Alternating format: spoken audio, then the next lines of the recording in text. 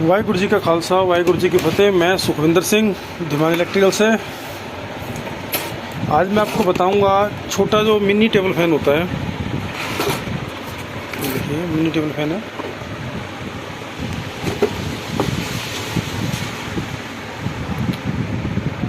ये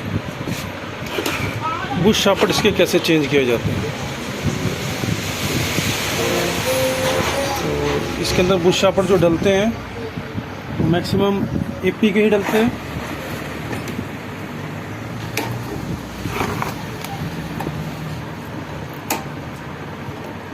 इसे ओपन करेंगे, इसकी जाल, इसका फ्रंट, सब कुछ सही तरीके से खोलना है।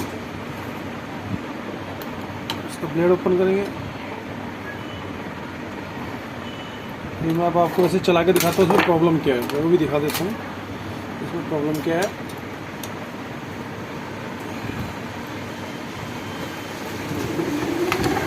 इसमें एक आवाज़ है, खर्र की आवाज़ आ रही है।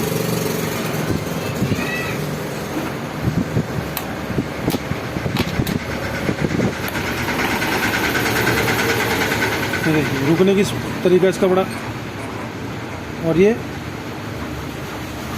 प्ले है इसमें, और ये हम इसे बढ़िया तरीके से ठीक करेंगे। फिर नए बुश शाफ्ट इंस्टॉल करेंगे। बहुत इजी है बुश शाफ्ट डालना, कोई बहुत बड़ा इशू नहीं है, बहुत बड़ा कोई ऐसा काम नहीं है कि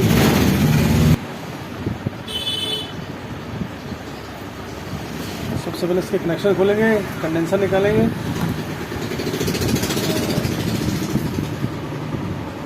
कंडेंसर टिपफोन का लगा हुआ, बहुत छोटा कंडेंसर है। ऐसे जो भी छोटे पंखे होते हैं इसके अंदर, पहले तो टेबल फैन में 2.5 का कंडेंसर आया करता था, 2.25 2.5, लेकिन अब तो 1.25 1.5 और इससे भी छोटे कंडेंसर आ गए हैं। धीरे धीरे टेक्नोलॉजी चेंज होती जा रही है, और जितनी टेक्नोलॉजी चेंज होती है उतना ही काम पे असर पड़ता है। इसे ओपन करेंगे।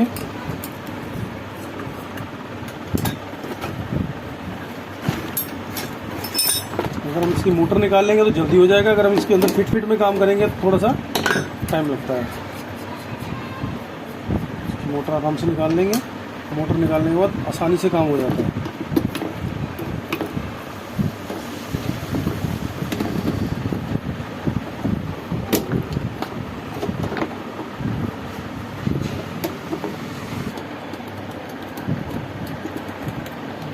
मोटर मैंने ओपन कर लिया। इसके लीवर के स्क्रू हैं, उसी में कस देते हैं ताकि खोए ना। इसका बेस हो गया अलग, और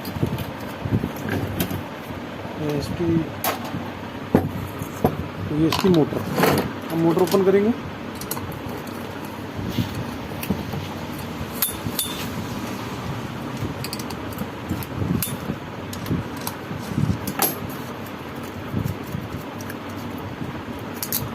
ये कंडेंसर पत्ती है जिसके अंदर कंडेंसर क्लिप किया जाता है। कवर होल्डर है।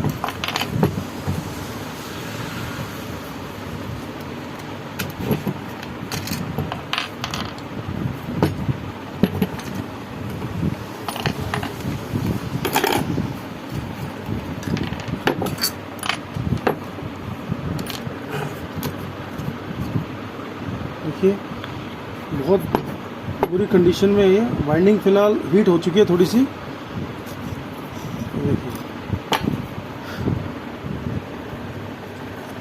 देखिए हीट हो चुकी है थोड़ी सी, कॉइलों का कलर चेंज हो गया। और अब बुश की कंडीशन देखिए, बिल्कुल ही शाफ्ट का नाश हो चुका है बिल्कुल।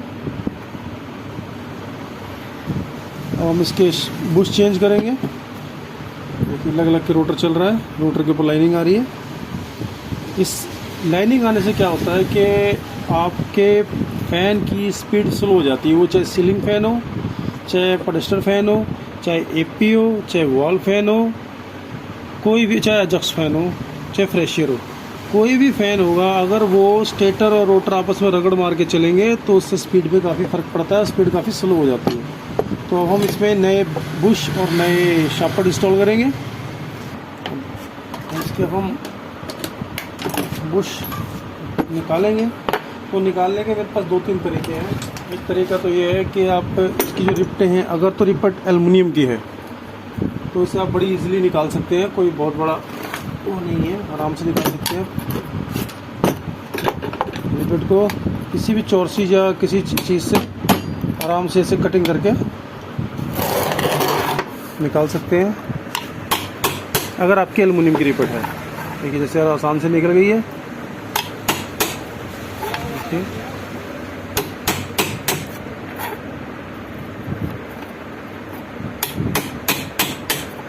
लेकिन ये जो कारण है,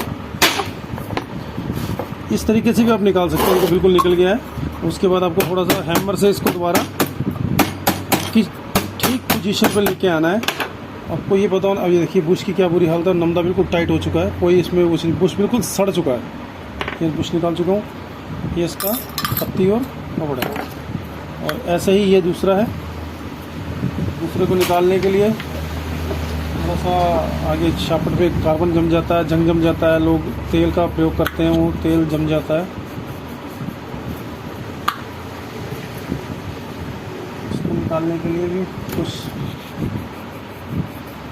ऐसे तो आसानी से निकल जाता है, धीरे धीरे आप कोशिश करोगे तो आराम से निकल जाता है। निकल गया। तो जब भी कभी बुश शाफ्ट चेंज करें, आप पुरानी जितनी वाशल है उनका प्रयोग नहीं करें तो बेहतर है, क्योंकि वो ऑलरेडी घिस चुकी होती है, उनमें लाइन आ जाती है, वो नुकसान करती है। क्योंकि वो दोबारा इसमें चिकनापन रह जाता है। वो नए बुश जब आप इंस्टॉल करते हैं तो नए बुशों को भी ये ख़राब करने का काम करती है। तो अब मैं दूसरे तरीके से आपको निकाल के दिखाता हूँ। ये मैंने एक बार आपको उससे निकाल के दिखाया, दूसरा एक ग्राइंडर की मदद से भी निकल सकता है। देखिए इसको आराम से करेंगे।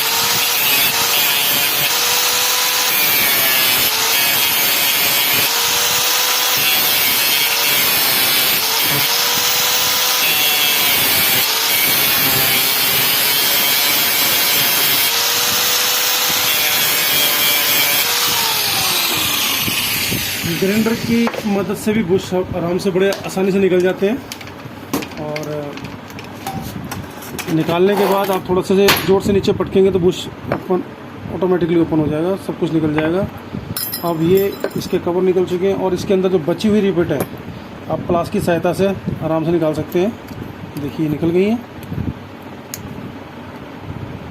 थोड़ा सा सही तरीके से इसे निकाल दीजिए।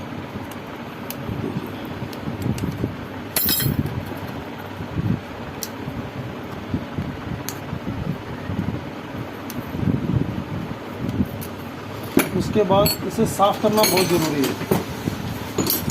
अगर हम साफ़ नहीं करेंगे तो इससे क्या हो जाता है कि बुश सही तरीके से साफ़ नहीं हो पाते हैं, नए बुशों में मैल आ जाती है और फिर वो ख़राब हो जाते हैं। इसको अच्छी तरह साफ़ कर लिया टिक्की को। स्प्रिंग साफ़ करना ज़रूरी है, क्योंकि स्प्रिंग ने ही नमदों को और बुश को टाइट रखना होता है। स्प्रिंग साफ़ हो गया। और इसका बैक कवर को अच्छी तरह साफ़ कर लें। देखिए जैसे इसमें मैल निकली है, देखिए कवर के अंदर फंसी हुई है, इसे अच्छी तरह साफ़ कर लिया जाए ताकि साफ सुथरे तरीके से बुश और नए नमदे, हमेशा हर बुश के साथ नया नमदा ज़रूर लगाएं। नया नहीं लगाएंगे तो कोई फ़ायदा नहीं है बुश डालने का। कई बार लोग क्या करते हैं, उसी नमदे को लगा देते हैं। इससे क्या होता है,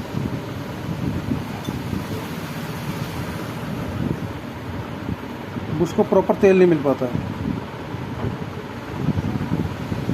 और सबसे बड़ी बात, नमदा जो पूरा भीगा होना चाहिए तेल में दोनों तरफ से।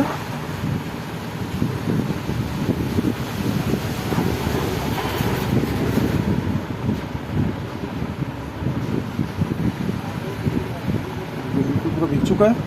अब इसे हम रखेंगे। इसके ऊपर स्प्रिंग हमेशा देखें कैसे लगाया जाता है, ऐसे नहीं, ऐसे कि लग गया। इसके ऊपर इसकी टिक्की। अब मैं इसके अंदर एल्युमिनियम की रिपट का प्रयोग कर रहा हूँ। आप स्टील की रिपट का प्रयोग भी कर सकते हैं, जो आपको अच्छा लगे। मैं एल्युमिनियम की रिपट का प्रयोग करता हूँ ताकि ये जल्दी खुल जाती है और जल्दी ये लग भी जाती है।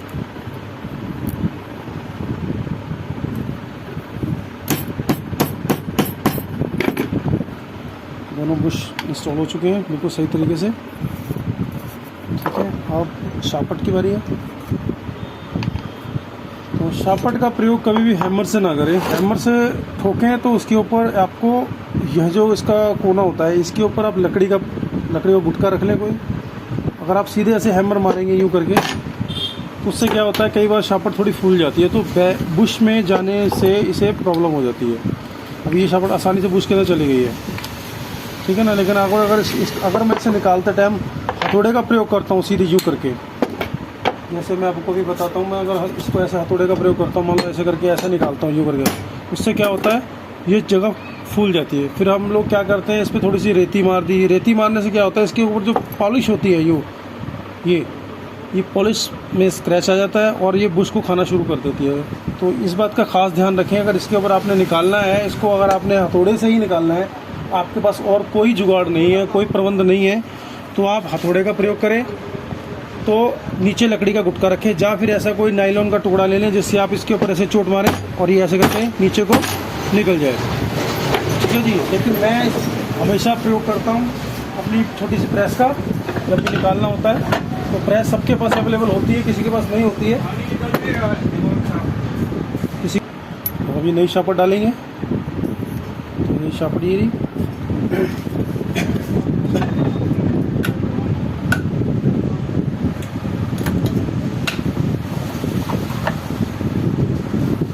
जितनी आराम से ठुकेगी उतना बेहतर तरीके से चलेगी। तो थोड़ा देखिए, शार्पट एकदम बढ़िया तरीके से, कोई चोट नहीं, कुछ नहीं, कोई निशान नहीं, आराम से ये इंस्टॉल हो जाएगी। अगर हम इसके ऊपर चोट का प्रयोग करते हैं तो हो तो तब भी जाती है, थोड़ा सा हम रेती मार दें या रेबर मार दें, लेकिन ना ही मारे तो बेहतर है। अब दोबारा इसको हम फिट करेंगे, ये बैक कवर।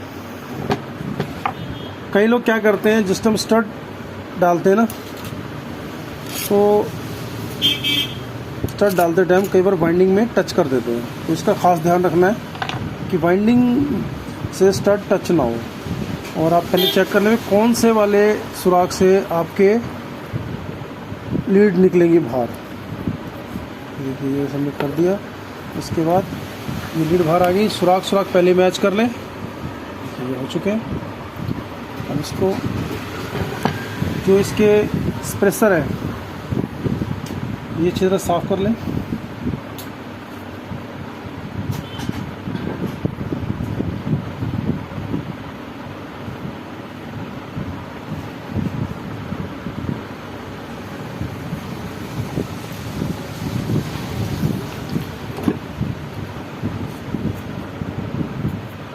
तो साफ़ करके पहले आप एक बार चेक कर लें कि आपका जो बुश है कहाँ तक पहुँचता। देखिए, बहुत ही नीचे जा रहा है। इसका मतलब इसमें वाशलों की ज़रूरत पड़ेगी, और ये देखना आपने कितनी वाशलों की ज़रूरत पड़ती है। तो देख लिया करना, बिल्कुल मेरा हाथ थक गया आ रहा है, तो ये भी नहीं देख रही कितना, थोड़ी देर रोक लेगा पीछे।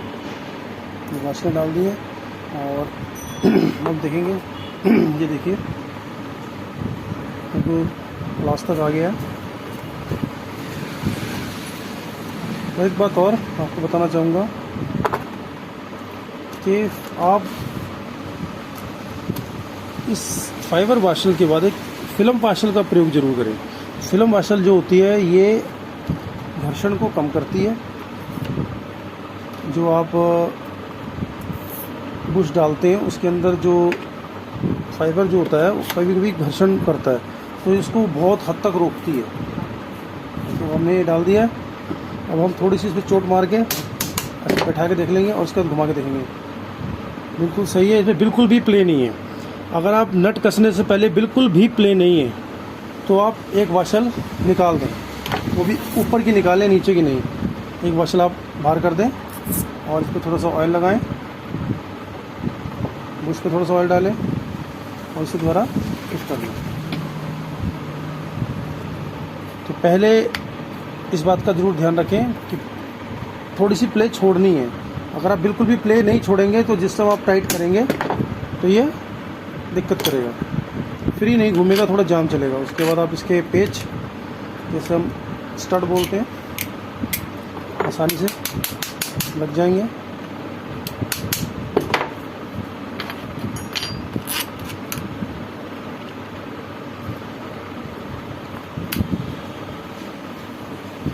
लग गए। अब इसके पेच टाइट करेंगे।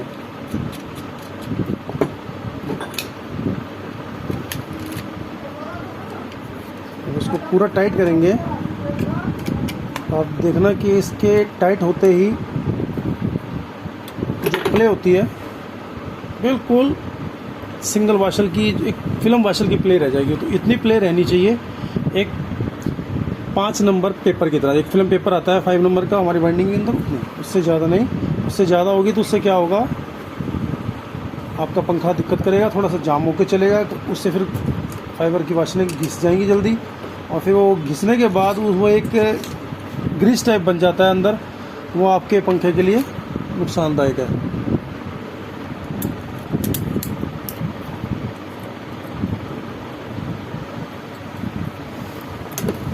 कंडेंसर पत्ती भी लगा दी मैंने।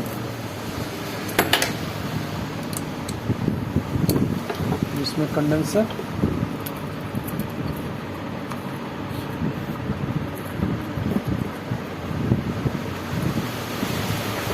दोबारा से इंस्टॉल करेंगे। अब इसे चला के देखते हैं इसकी क्या प्रोग्रेस है।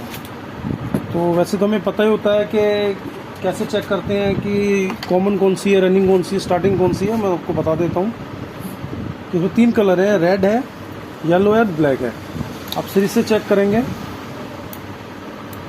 देखिए फिलामेंट, देखिए बिल्कुल भी नहीं जल रहा है, और इस पे दूसरे वाले पे जल रहा है। देखिए फिलामेंट जल रहा है, रेड और येलो पे जल रहा है, और रेड और ब्लैक के ऊपर भी जल रहा है। रेड और ब्लैक के ऊपर थोड़ा ज़्यादा जल रहा है, और रेड और येलो के ऊपर थोड़ा कम जल रहा है, और ब्लैक और येलो के ऊपर बिल्कुल भी नहीं जल रहा है। तो ब्लैक और येलो के ऊपर बिल्कुल नहीं जल रहा है, तो इसके अपोजिट में एक तार बचती है, जो बचती है हमारी रेड। तो रेड तो हमारी हो गई कॉमन तार, जो अंदर से ही हमने रनिंग और स्टार्टिंग जिसी वाइंडिंग के अंदर ही अटैच कर रखी है, जोड़ रखी है। रनिंग स्टार्टिंग वो होगी हमारी कॉमन, उसे हम कॉमन बोलते हैं। अब बची 2 तारें, ब्लैक और येलो। अब ब्लैक और येलो में हम कंडेंसर जोड़ देंगे। और ये पंखा एक तरफ हवा का है, राइट हैंड तरफ, एक क्लॉकवाइज चलता है, एक एंटी क्लॉक भी चलता है। इसे ऑन करके देखते हैं। देखिए पंखा ऑन है, बिल्कुल फर्स्ट क्लास चल रहा है। ऐसे आपको पता नहीं लगेगा, इसके लिए मैं आपको एक छोटा सा डेमो दिखाता हूँ। देखिए मैं कोई टेप लगा देता हूँ इसके ऊपर, ताकि आपको नज़र आ सके, क्योंकि ऐसे वीडियो में नज़र नहीं आता है। ये देखिए,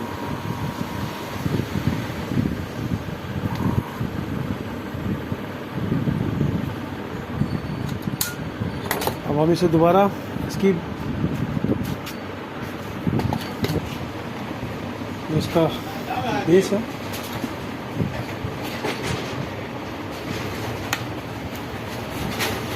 तो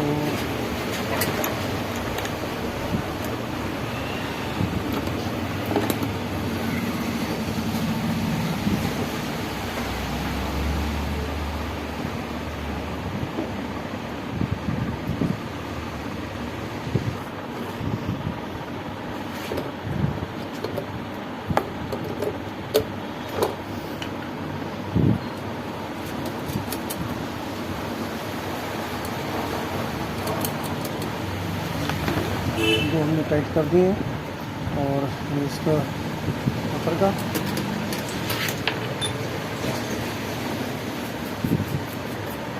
और ये नीचे जो बचा हुआ इसके अंदर लगा देंगे आराम से। तो बार लगाया तो दिक्कत हो जाती है। लग चुके हैं। अब इन्हें हम टाइट कर देंगे। आप टाइट किसी भी तरीके से कर सकते हैं, प्लास की सहायता से कर सकते हैं, आप कोई आपके पास गोटी हो गोटी की सहायता से कर सकते हैं, तो मैं इस गोटी का प्रयोग कर रहा हूँ। ऐसा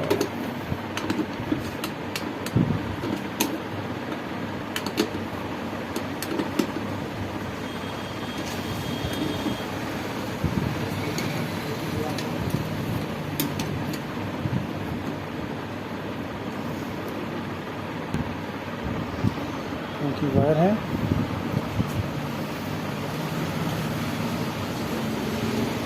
वायर कनेक्ट करके और मैं आपको इसकी फ़ैन लगा के, इसकी ब्लेड लगा के इसकी स्पीड बताता हूँ आपको क्या है। मैं सिर्फ टेपिंग नहीं करूँगा, मैं आपको इसको बताना चाहता हूँ इसमें स्पीड पहले चल रहा था और अब चल रहा था में कितना अंतर है।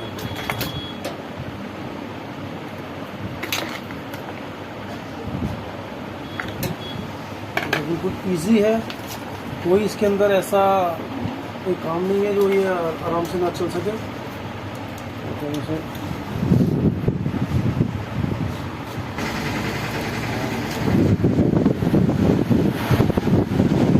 स्पीड आपको पता लगेगी किसी कपड़े से।